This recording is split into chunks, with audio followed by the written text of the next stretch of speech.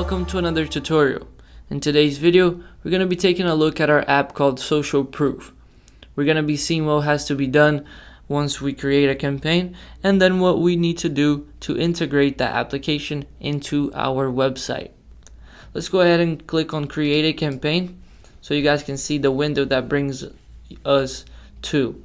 So what we can do now is actually edit the campaign I've made for this tutorial in the same window. First is the campaign name. Second is the campaign type.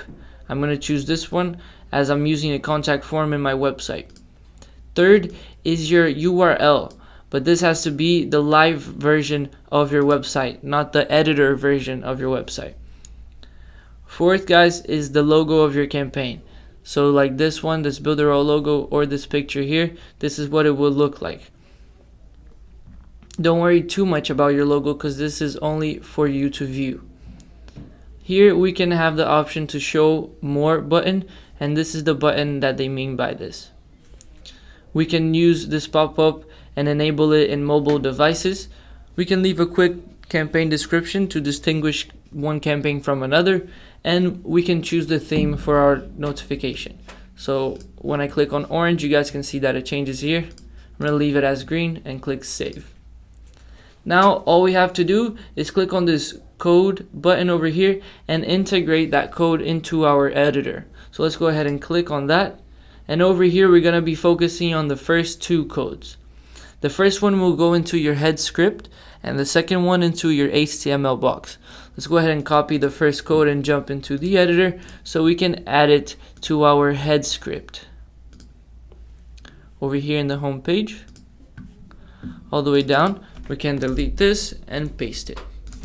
So after we save, let's go ahead and pull out an HTML box.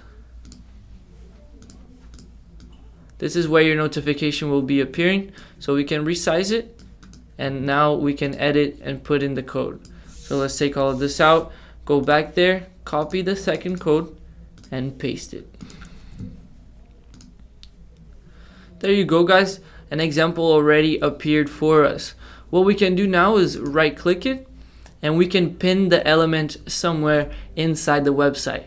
So let's go ahead and see what this happens. So let's go ahead and pin at the border, and now all of these squares is a place that we can choose. So let's say I want the notification to be in this corner of my website. All we have to do is go over here and click on this square.